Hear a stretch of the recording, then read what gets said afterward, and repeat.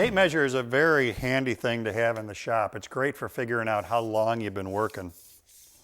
But what you want to do is make sure that the tape measure is doing everything it's supposed to do. And one of the things that tape measures do is they have these hooks on the end that float. And they're supposed to do that. That's fine. It compensates for inside and outside measuring. But what we want to do is make sure it's doing it correctly. So it's a very easy process. I've got a steel rule here on the bench up on these blocks so that the ends are cantilevered. So to do an outside dimension check, we're going to hook on that end of the 24-inch rule and then simply read it on this end. And because it's a 24-inch rule, when we read on this end, we need to be able to align that 24-inch mark with the end of the steel rule. So that tells us that for outside dimensions, it's okie and dokie.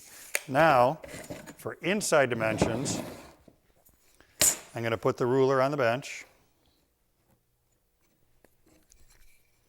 And I'm going to put a block right on the 12-inch mark and clamp it in place.